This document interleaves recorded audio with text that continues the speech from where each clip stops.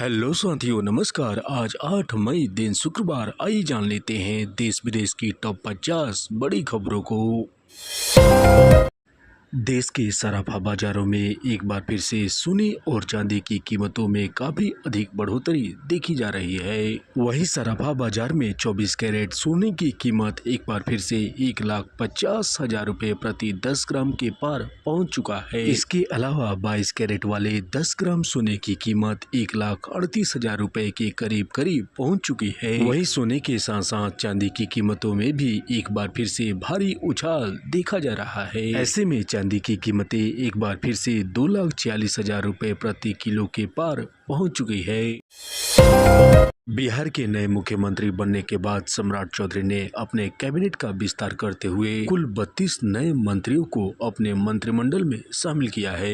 बिहार सरकार के इस कैबिनेट विस्तार में प्रधानमंत्री नरेंद्र मोदी के साथ साथ बिहार के पूर्व मुख्यमंत्री नीतीश कुमार भी मौजूद रहे।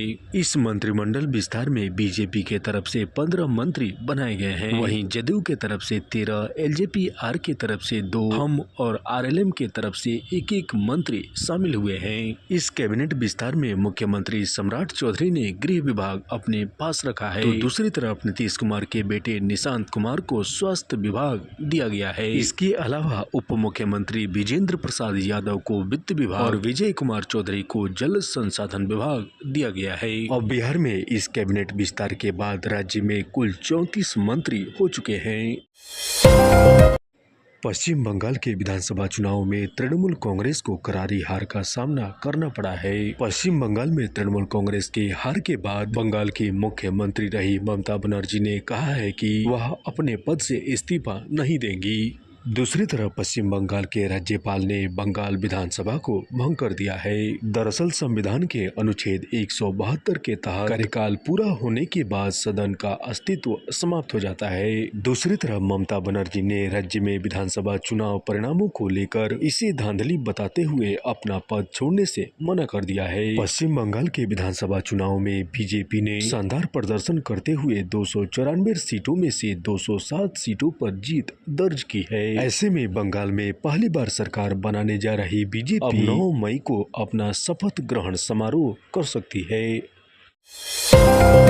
हाल ही में संपन्न हुए तमिलनाडु के विधानसभा चुनाव में टीवीके सबसे बड़ी पार्टी बनकर उभरी है। ऐसे में राज्य में सबसे बड़ी पार्टी बनने के बाद टीवीके को कांग्रेस का भी समर्थन मिल गया है। ऐसे में तमिलनाडु में नई सरकार के गठन की तैयारियां भी शुरू हो चुकी है। टीवीके के तरफ से राज्यपाल को 112 विधायकों के हस्ताक्षर का पत्र मिला हुआ है। हालांकि तमिलनाडु के राज्यपाल ने टीवीके को 118 विधायकों के हस्ताक्षर के साथ वापस आने को कहा है। और इससे पहले कांग्रेस, जो लंबे समय तक डीएमके की सहयोगी रही थी, अब कांग्रेस ने टीवीके को समर्थन देने का ऐलान किया है। दूसरी तरफ अपने पहले चुनाव में ही टीवीके ने शानदार प्रदर्शन करते हुए डीएमके को सत्ता से बाहर कर दिया है। पहली बार चुनावी मैदान में उतरी विजय की पार्टी टीवीके 108 सीटें जीतकर तमिलनाडु में सबसे बड़ी पार्टी बनी हुई है। टीवीके पार्टी को 108 सीटें मिली हुई है। राज्य में सरकार बनाने के लिए किसी भी पार्टी को 118 सीटों की